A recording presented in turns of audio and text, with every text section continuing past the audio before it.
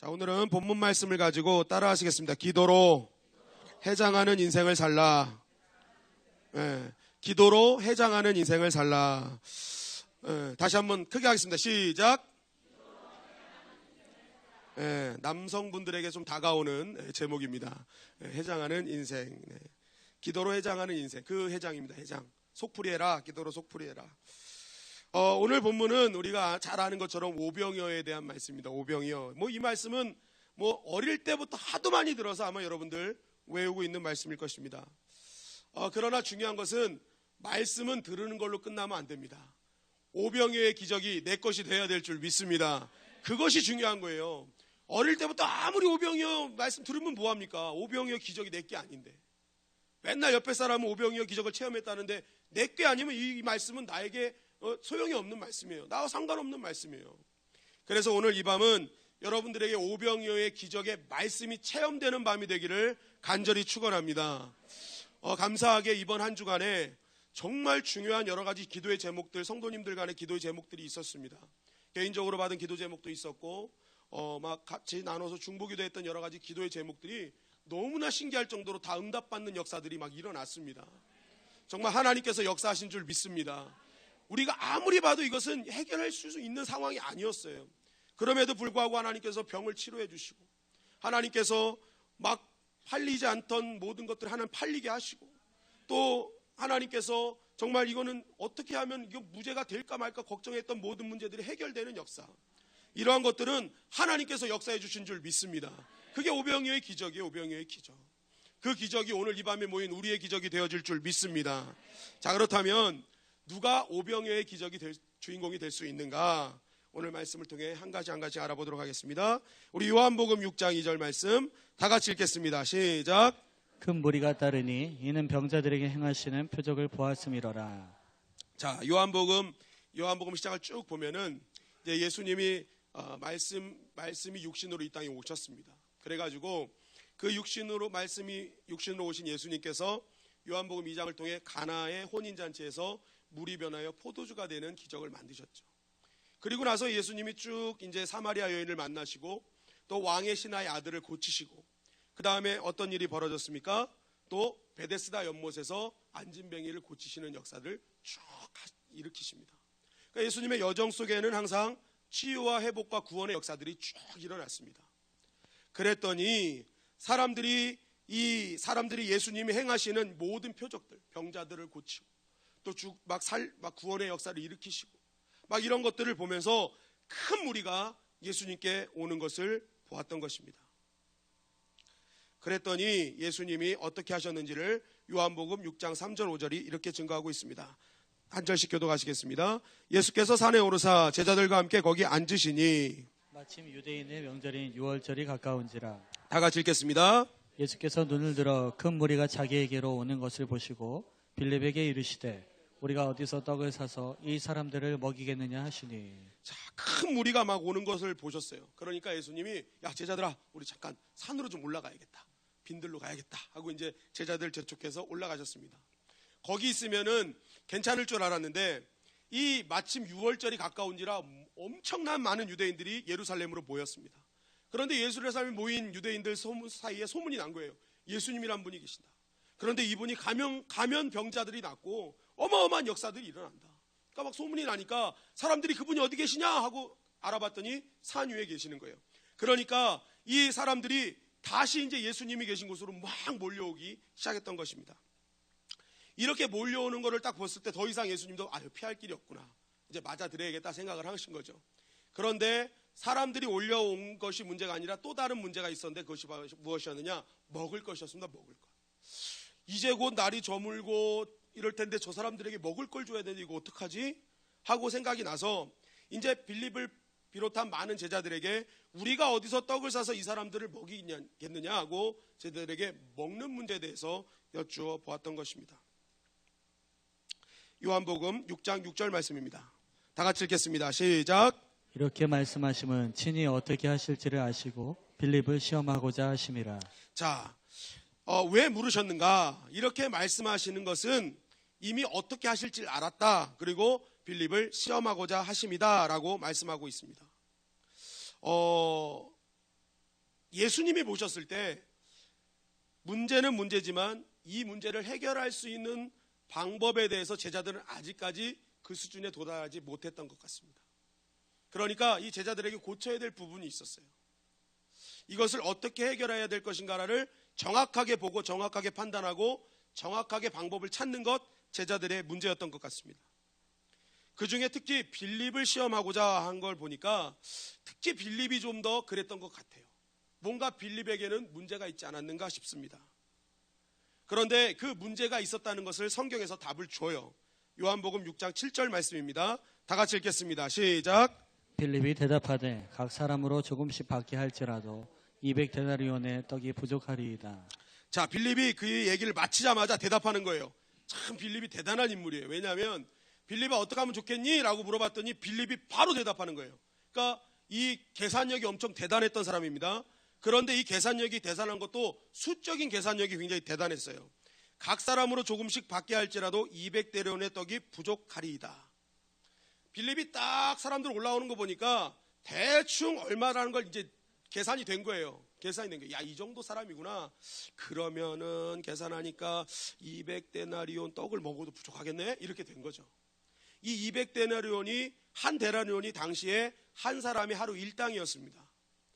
예를 들어 그 한 사람이 하루 일당을 5만 원으로 쳤을 때 200데나리온이면 얼마입니까? 2천만 원인 거예요. 2천만 원. 그러니까 맞나요? 1,000만 원이죠. 1,000만 원. 20 1,000만 원. 1,000만 원이 1,000만 원. 저는 빌립이 아니라 계산이 항상 틀립니다. 예. 근데 빌립은 딱 나와요. 빌립은 딱 나와. 딱 나오는데 1,000만 원. 이야, 1,000만 원이라도 지금 부족할 상황입니다라고 예수님께 대답을 했던 것입니다. 빌립은 결국 이 말씀을 통해서 우리에게 전하는 것은 예수님이 빌립은 어떤 사람이었느냐라고 성경에서 얘기하는데 굉장히 계산적인 사람이었다라고 말하는 거죠.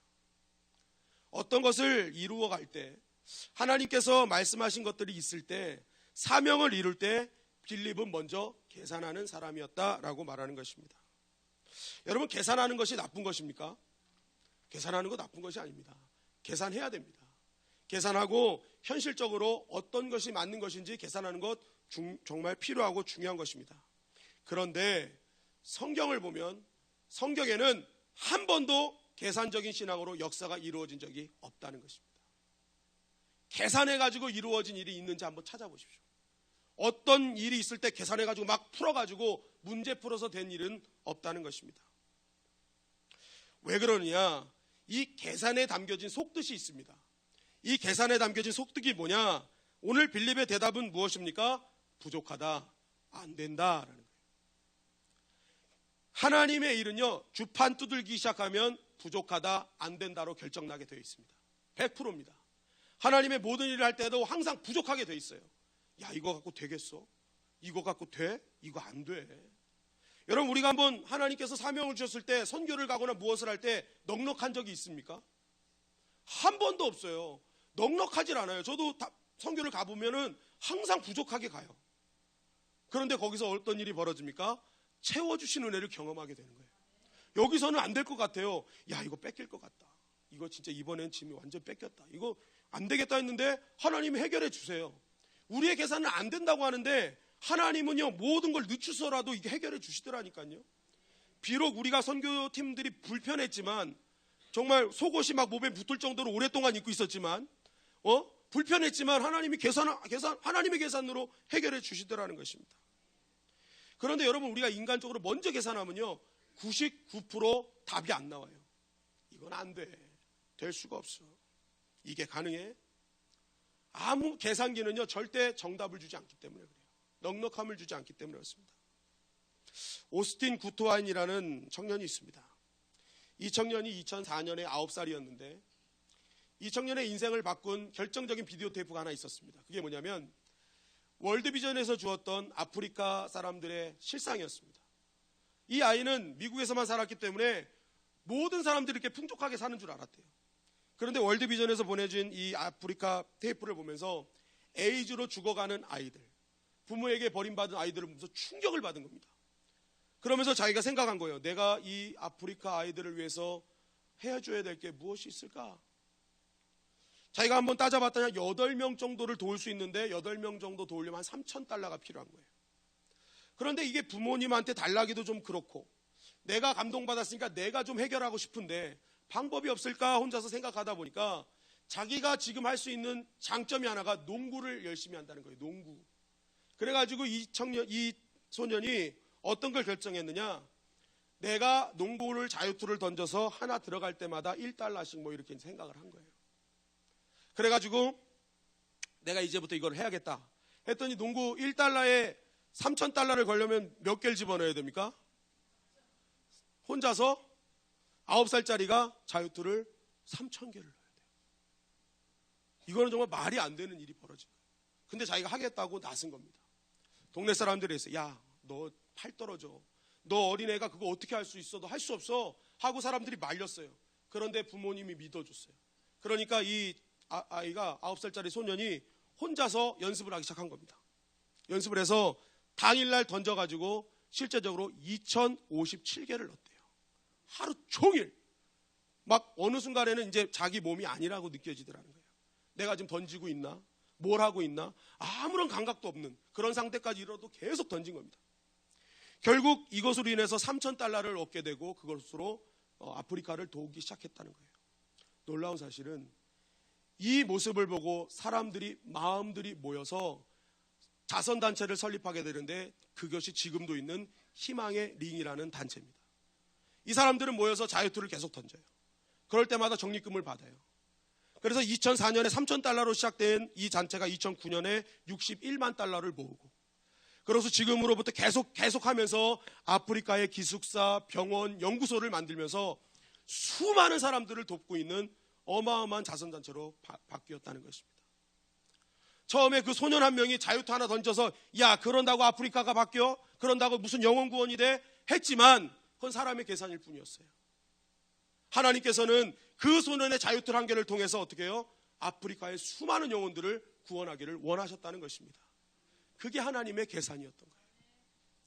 그런데 우리는 아무리 주판을 두들리면 이건 되는 일이 아니라는 것이죠. 바로 오늘 빌립이 그러한 사람이었다는 것입니다. 아유, 안 돼요. 부족해요. 조금밖에 안 돼요. 요한복음 6장 8절 9절 말씀입니다. 다 같이 읽겠습니다. 시작. 요한복음 6장 8절 9절 시작. 제자 중 하나 곧 시몬 베드로의 형제 안드레가 예수께 여짜오되 여기 한 아이가 있어 보리떡 5개와 물고기 2마리를 가지고 있나이다. 그러나 그것이 이 많은 사람에게 얼마나 되겠사옵나이까. 자, 빌립이 이야기를 마치자마자 또 한 명의 제자가 등장합니다. 누굽니까? 안드레. 안드레는 예수님이 빌립에게 야, 이거 식사 어떻게 하지? 라고 했을 때 자신도 모르게 먼저 벌떡 일어나서 이거 식사를 어떻게 하지 하면서 고민했던 것 같습니다. 계속 돌아다니면서 이 식차를 어떻게 해결할까 하다가 아무리 봐도 답이 없는 거예요. 이거는 할 수 있는, 자기의 힘으로 할 수 있는 일이 아닌 거예요. 제자들의 힘, 누구의 힘도 할 수 있는 일이 아니라고 생각한 거예요. 그러다가 앞에 있는 소년이 있는데 소년이 보니까 보리떡 5개, 물고기 2마리 있는 거예요. 그래서 야, 잠깐만, 너 나랑 같이 가자. 그래가지고 손을 잡고 예수님한테 데리고 간 거예요. 그리고 예수님한테 딱 이 소년을 내민 거예요. 자, 주님, 이제 주님 알아서 하세요. 이렇게 된 거죠. 주님, 이거밖에 없습니다. 이걸로 알아서 하세요. 하고 된 거예요. 이게 무엇이냐? 조금 전에 빌립은 굉장히 계산적인 사람이었어요. 그런데 주님께서는 오늘 또 다른 사람 안드레, 이 사람을 딱 보여주시면서 절대 계산하지 않았다. 이 사람의 신앙은 뭐예요? 주님께 맡기는 신앙이었다. 주님 책임져 주세요. 주님 책임져 주세요. 이런 믿음을 주책맞은 믿음이라는 거예요. 주님께서 책임지시는 믿음, 주책맞은 믿음. 주님 책임져 주세요. 주님 책임져 주세요. 주님 알아서 하세요. 나는 이제 더 이상 어떻게 할 수가 없습니다. 안드레가 이렇게 주님 앞에 탁 내려왔더니 예수님이 어떻게 하십니까? 그것을 가지고 축사하시사 그들에게 나눠 주시더라는 것입니다. 여러분, 오늘 주님께서 원하시는 믿음이 뭘까요? 이 오병이어를 통해서 누가 오병이어의 주인공이 될 수 있느냐라고 말씀하시는 걸까요? 그것은 주책맞은 믿음 갖고 있으라는 거예요. 주님이 책임지심을 믿고 주님께 내놓는 믿음, 주님 그거 지금 원하신다는 것입니다. 내가 주님께 내놓으면 주님이 해결해 주심을 믿는 자, 오늘도 그 한 사람을 주님은 찾고 계시다는 거예요. 여러분, 예수님에게는 12명의 제자가 있지 않았습니까? 베드로, 야고보, 요한은요 정말 대단한 제자들이잖아요. 예수님이 어딜 데리고 갈 때마다 데리고 다녔던 제자들이에요. 이들이 어떤 성경에 보면요, 압도적으로 이들의 이야기가 제일 많습니다. 그만큼 굉장히 훌륭했고 뛰어난 제자들이었어요. 그런데 이 사람에 비하면 정말 아무것도 한 것도 없고, 성경에도요 단 4번밖에 나오지 않습니다. 안드레는 4번 나와요. 예수님 만날 때, 베드로 데려왔을 때, 오늘 본문에 나중에 헬라인들 구원해낼 때, 이 4번 나와요. 4번. 그리고 성경에서 사라져요. 아무것도 하지 않았어요. 뭐 기적적인 뭐 엄청난 베드로처럼 막 역사를 일으킨 것도 아니었어요. 성경에 단 4번 나오는 이 안드레가 오병이어의 주인공이 될 수 있었던 가장 큰 이유는 다른 것이 아니라는 거예요. 그는 자신의 힘은 없었어요. 그러나 자신의 힘을 없는 자기의 힘을, 능력을 믿은 것이 아니라 주님께 내놓는 믿음이 있었다는 것입니다. 중요한 것은 결정적인 순간에 바로 올바르게 믿음으로 반응했던 안드레의 믿음을 오늘 우리도 갖기를 주님께서는 원하신다는 것입니다. 여러분, 사람들을 살펴보면 때로는 안드레 같은 사람들이 보입니다. 학교를 다닐 때 보면요, 꼭 학교에 이런 애가 있어요. 선생님, 얘 오줌 마렵대요. 그러니, 그죠? 나는 오줌이 너무 많은데 말을 못해요. 그런데 꼭 옆에 있는 애가 뭐라 그래요? 선생님, 얘 오줌 마렵대요. 그래. 선생님, 쟤 뭐 이래야 돼요. 막 혼자서 계속 얘기하는 애 있잖아요. 얘기하는 애. 안드레 같은 사람이에요. 주님, 얘 있다는데요. 데려가 가는 거예요. 데려가. 교회에서도 마찬가지입니다. 목사님, 이 사람 방언받고 싶다는데요. 그 사람 가만히 있는데 방언받고 싶다는데요. 다 일러 와가지고. 네.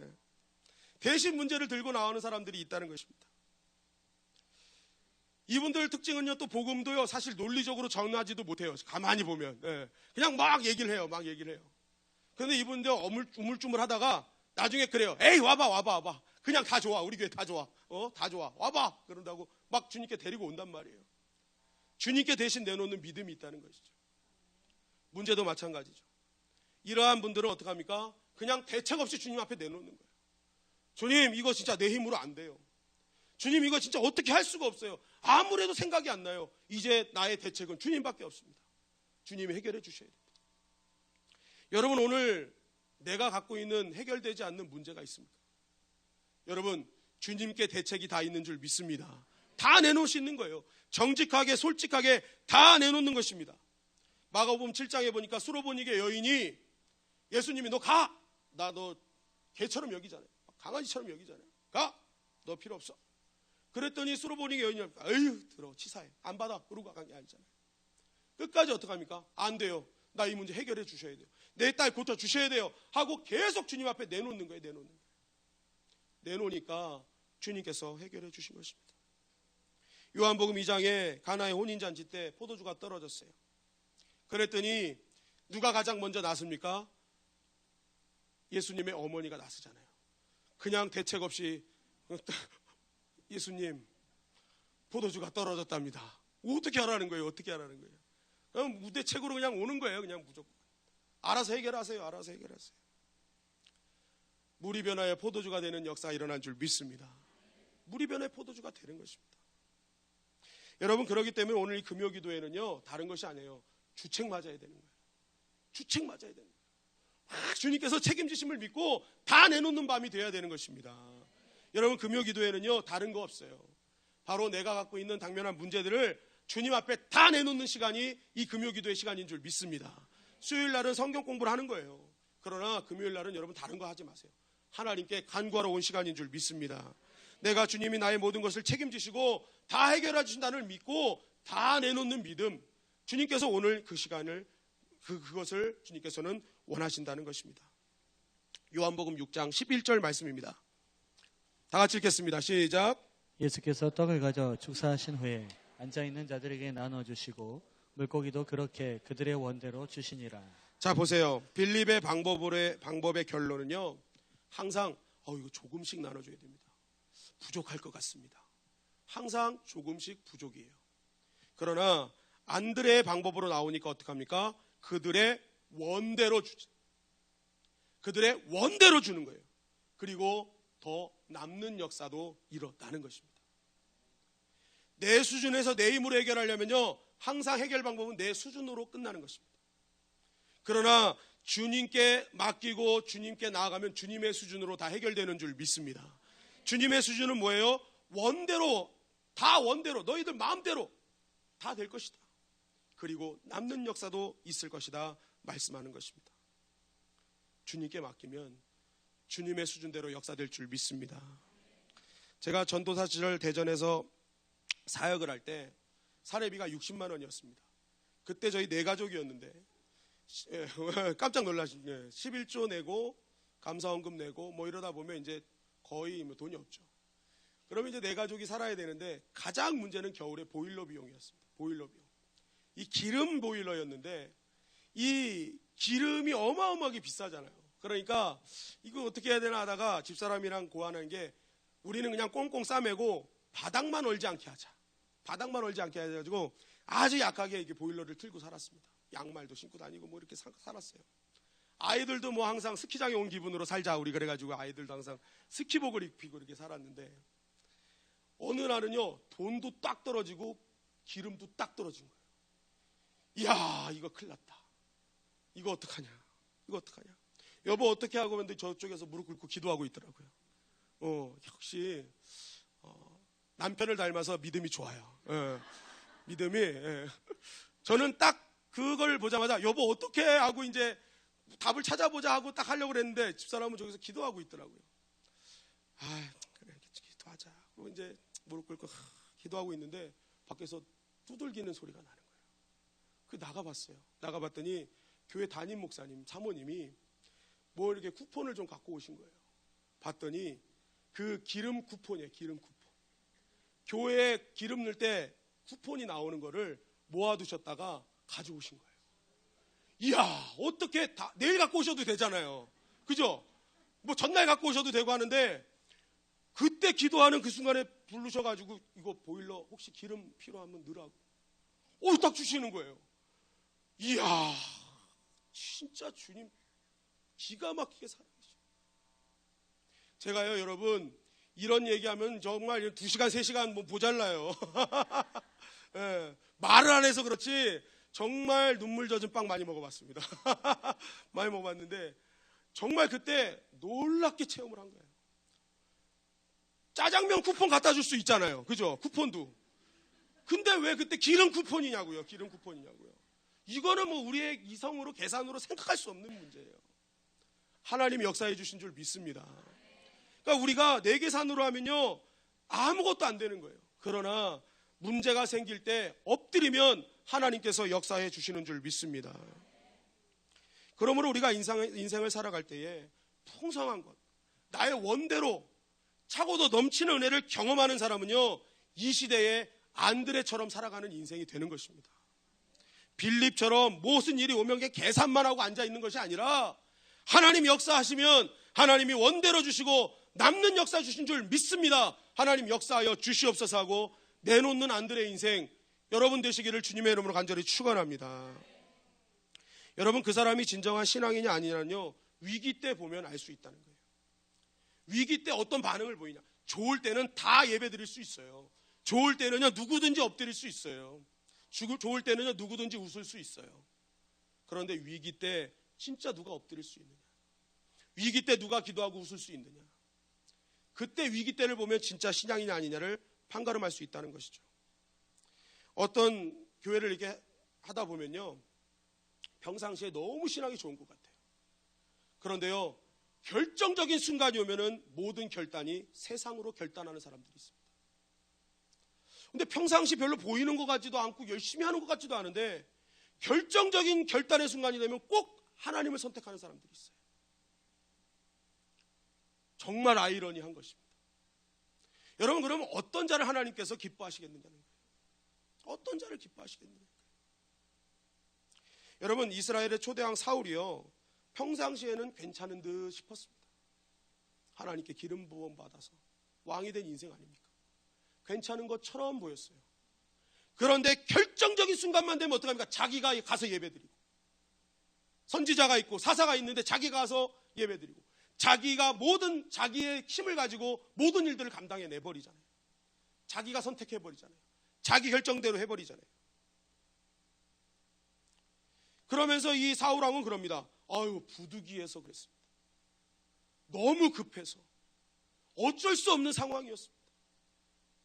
여러분, 사울왕은요, 부득이해서 세 번 말한 다음에 버림받는 인생 됐어요. 한 번 정도 잘못하는 거 하나님 용서하세요. 두 번도 용서하실 수 있어요. 그러나 만성이 되면요, 하나님 버리시는 거예요. 촛대 옮기시는 거예요. 사울왕 처음에는 부득이하게 오케이, 그래, 그럴 수 있어, 충분히 그럴 수 있어, 하나님 용서하세요. 그러나 그의 인생이 자꾸만 어쩔 수 없었습니다. 내 상황이 이랬습니다. 그래서 그랬습니다. 결국 버림받는 인생 됐어요. 우리도 때로는 어떤 선택을 하고 나서 하나님 부득이해서 어쩔 수 없는 상황이었습니다. 급해서 그랬습니다. 그럴 때 너무 많지 않습니까? 그러나 여러분 기억하십시오. 하나님께서 계속 두고 보고 계시지는 않습니다. 반드시 촛대 옮기는 날이 있다는 것입니다. 하나님 앞에 부득이한 것으로 한 경우 다시 한번 우리는 그런 일이 생기지 않도록 기도해야 될 줄 믿습니다. 기도해야 되는 거예요. 다시는 이런 부득이한 일이 생기지 않도록, 또한 이런 일이 벌어졌을 때 오히려 이 부득이한 상황을 더욱더 믿음으로 견디는 큰 믿음 달라고 우리는 기도하는 자가 되어야 되는 것입니다. 가장 절박한 상황에서 믿음의 모습을 보여드리는 것, 그것이 옥합을 깨트리는 믿음이라는 것입니다.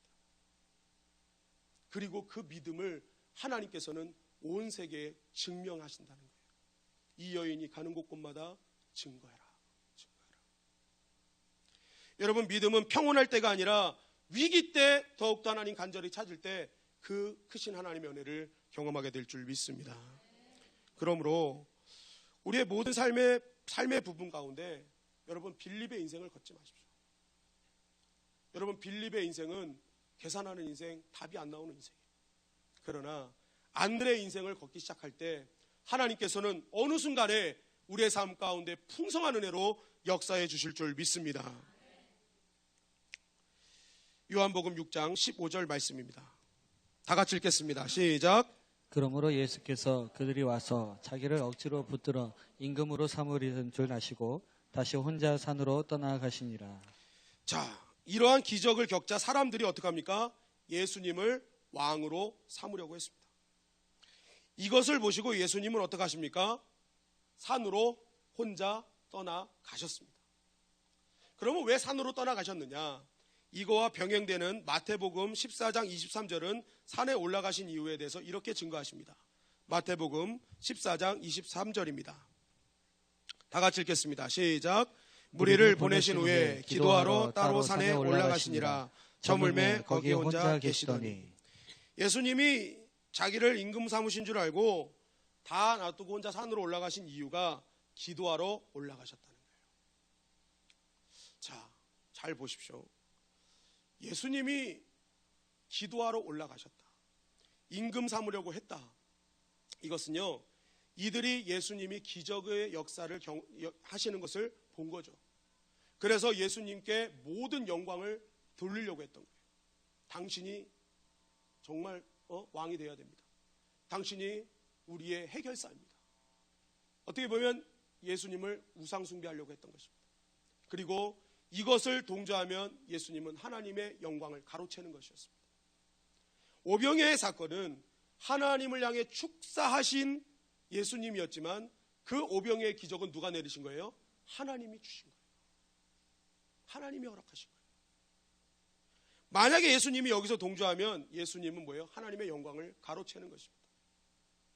그래서 예수님은 그 영광을 가로채지 않고 겸손하게 하나님 앞에 나아가면서 그 모든 세상의 영광과 그 세상 사람들의 칭찬에 취하지 않기 위해서 마무리로 기도하신 것입니다.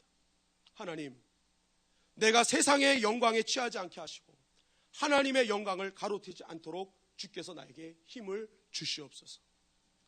나에게 맡겨진 길이 있는데 이런 것에 취해서 맡겨진 길 가지 못하는 어리석은 자 되지 않게 하여 주시옵소서.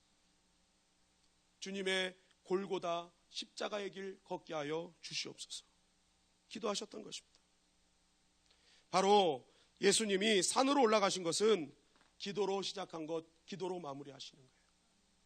기도로 모든 것 다 해결하시기 위해서, 내려가시기 위해서 바로 기도로 해장시키신 것입니다. 세상의 영광, 세상의 칭찬, 사람들이 임금사무리했던 것 다 내려보내신 것입니다. 여러분, 이것이 바로 예수님의 지속된 능력의 비결이었던 것입니다. 여러분, 우리가 남들에게 이유 없이 욕을 먹거나 실패했을 때는요, 엎드려 기도할 수 있어요. 눈물 뿌려가며 기도해요. 이거 억울합니다, 주님. 어떻게 나에게 이런 일이 벌어질 수 있습니까? 나 그래도 열심히 했는데 왜 나한테 이런 말들을 합니까? 억울합니다 하고 다 기도합니다. 그런데 많은 사람들이 인기가 생기고 칭찬을 하면 그때부터 엎드리지 않습니다. 그 사람들의 영광과 칭찬에 취해서 모든 것이 내가 한 것처럼 교만해지기 일쑤라는 것입니다. 내가 했어. 그래 나야. 적어도 나 정도는 해야지. 결국 자기가 하나님의 자리에 오르는 교만을 범하게 되는 일이 부지기수라는 것입니다. 그런데 그것을 이기는 힘이 무엇이냐? 기도라는 것입니다. 주님 앞에 엎드리고, 주님, 내가 주님의 영광을 가로채지 않게 하여 주시옵소서. 세상의 영광에 취하지 않게 하여 주시옵소서. 겸손하게 주님께서 가라 하신 길 걷게 하여 주시옵소서. 우리가 기도로 나아갈 때에 주님께서 맡겨진 모든 길을 끝까지 감당할 수 있는 것입니다. 요한복음 6장 16절 18절 말씀입니다. 한 절씩 교독하시겠습니다. 저물매 제자들이 바다에 내려가서 배를 타고 바다를 건너 가버나움으로 가는데 이미 어두웠고 예수는 아직 그들에게 오시지 아니하셨더니 다 같이 읽겠습니다. 큰 바람이 불어 파도가 일어나더라. 이러한 일이 있은 후에 어떤 일이 벌어졌어요? 배를 타고 가버나움을 가시는데 엄청난 폭풍이 일어나게 된 것입니다. 기적 다음에 폭풍, 기적 다음에 고난. 여러분, 우리 인생 가운데는요, 기적도 있지만 고난도 있습니다. 이것은 사이클로 오는 거예요. 사이클로. 늘 기적만 있는 것이 아니에요. 바로 고난이 올 수도 있어요. 우리 인생은요, 항상 그래서 기적을 보고 희희낙낙하는 것이 아니라 고난이 오는 것을 대비하는 인생이 되어야 되는 것입니다.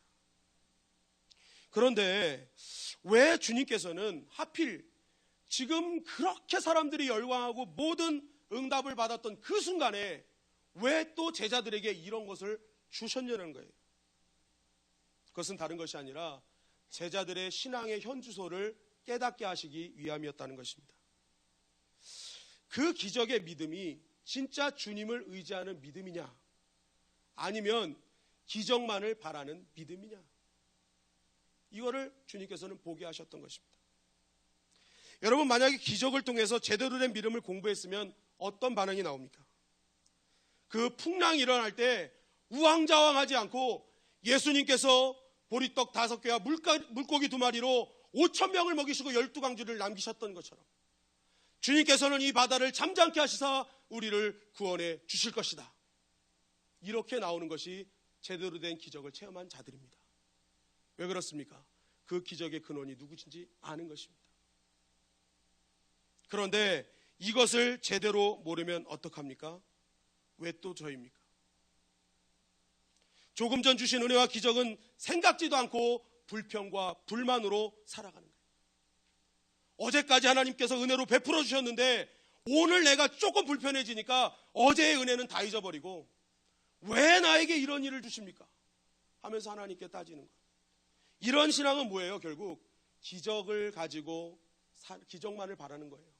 그 기적을 이루기 위해서 예수님을 그 기적의 도구로 사용하는 것뿐이라는 것이죠. 주님은 바로 그것을 보여주시고 싶었던 것입니다. 너희들 지금 신앙의 현주소가 뭐냐? 그리고 제가 이 시간 이 말씀을 통해 또 한 가지 정말 말씀드리고 했던 말씀은 이것이었습니다. 요한복음 6장 19절 말씀입니다. 다 같이 읽겠습니다. 시작. 제자들이 노를 저 10여리쯤 가다가 예수께서 바다 위로 걸어 배에 가까이 오심을 보고 두려워하거늘. 자, 보세요. 재밌는 일이 벌어져요. 막 풍랑이 일어나서 더 이상 막 어떻게 무서워요 하는데 제자들은 뭐 하고 있어요? 노를 계속 젓고 있어요. 노를 젓고 있어요. 주님께서 가버나움으로 가자 했잖아요. 그러니까 거기까지 가려고 지금 노를 계속 젓고 있는 거예요. 여러분, 이것이 중요한 것입니다. 제가 말씀드리고 싶은 건 이거예요. 아까도 말씀드렸지만 쉬지 않는 기도, 주님께 내놓는 기도, 정말 주님께서 원하는 자리까지 가야 되는 우리의 인생, 그때 필요한 게 뭐예요? 쉬지 않는 노젓기라는 것입니다. 이 제자들은요, 구원의 손길을 기다리면서 계속 노를 저었어요. 포기하지 않았다는 것입니다. 끝까지 주님 오실 때까지 노를 젓고 있었다는 거예요. 가라라는, 목적지 가라는 주님의 말씀 붙들고 내가 끝까지 노 젓습니다. 주님께서 명령하신 일을 끝까지 해내고 있더라는 것입니다. 자포자기하지 않았다는 거예요. 아유 끝났다 하지 않았다는 거예요. 주님이 원하는 자리까지 난 가야 된다. 끝까지 노 젓다는 것입니다. 여러분, 노를 젓는다는 것, 끝까지 노를 젓는다는 의미는 다른 것이 아니에요.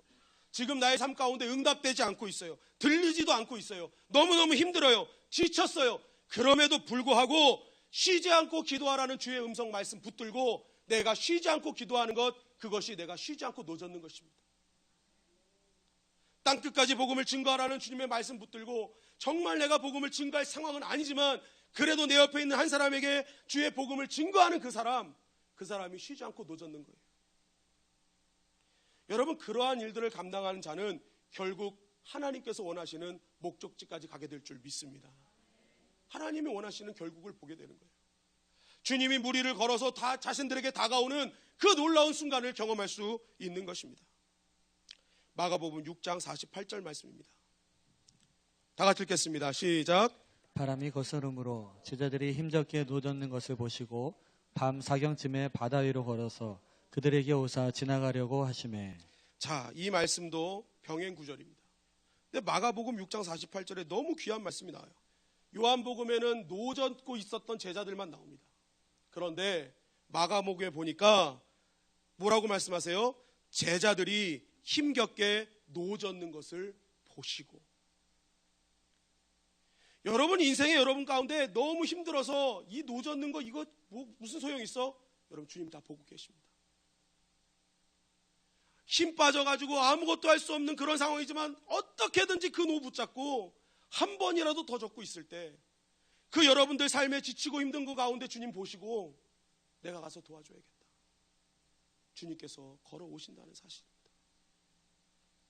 여러분, 노 젓는 것을 포기하지 않기를 주님의 이름으로 간절히 축원합니다.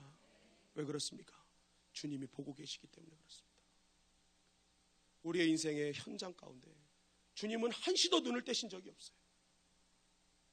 그런 눈을 떼시지 않는 주님께서 누구에게 다가가십니까? 노 젓는 것을 포기하지 않는 자들에게 주님은 함께 하신다는 거예요. 혹시 이거는 기도 응답이 안 되는 것 같아, 이건 주님의 뜻이 아닌 것 같아 하면서 포기한 그것이 있습니까? 오늘부터 새롭게 노 젓기를 주님의 이름으로 간절히 축원합니다. 주님이 역사하세요. 주님이 다 보고 계세요. 왜 주님의 시선을 외면하십니까? 주님이 보고 계시다는데 우리 다시 시작해야 되는 거 아닙니까? 우리의 현장 가운데 정말 힘이 빠져서 아무것도 할 수 없지만 노 붙잡고 있는 거 그거 안타깝게 여기시고 오셔서 도와주신다고 하시잖아요. 여러분, 오늘 이 말씀 붙들고 나를 오늘도 불꽃 같은 눈동자로 보시는 주님 앞에 다시 노 젓기 시작하는 저와 여러분들이 되시기를 간절히 축원합니다. 요셉은 종으로 팔려갔어요. 감옥에 갔어요. 정말 아무것도 안 됐어요. 꿈꾸게 하셨는데, 그러나 요셉은 노 젓는 것을 멈추지 않았어요. 모세는 하나님께 부름받은 인생이었습니다. 그러나 그 인생이 광야에서 40년간을 썩어 그 가운데 자존감은 다 무너졌어요. 하나님이 불러도 난 안 돼요, 난 안 돼요. 40세 때는 어떻게든지 이스라엘 백성 구원해보고자 혈기로 한번 해봤는데 그런 혈기 다 사라져버렸어요. 아무것도 없어요. 아무것도 없어졌어요. 그런 모세가 다시 한번 노를 젓기 시작하니까, 전능하신 하나님 의지하기 시작하니까 하나님이 모세에게 역사하시더라는 것입니다. 모세를 도와 하나님의 백성들을 출애굽시켜서 가나안 땅으로 인도해 주시더라는 것입니다. 갈라디아서 6장 9절 말씀입니다. 다 같이 읽겠습니다. 시작. 우리가 선을 행하되 낙심하지 말지니 피곤하지 아니하면 때가 이름에 거두리라. 여러분, 낙심하지 마십시오. 포기하지 마십시오. 끝까지 놓아 저으십시오. 하나님의 결국을 보게 될 줄 믿습니다. 주님께서 원하는 목적지까지 주님께서 인도해 주실 줄 믿습니다. 결국 목적지는 노저어서 간 거 아니에요.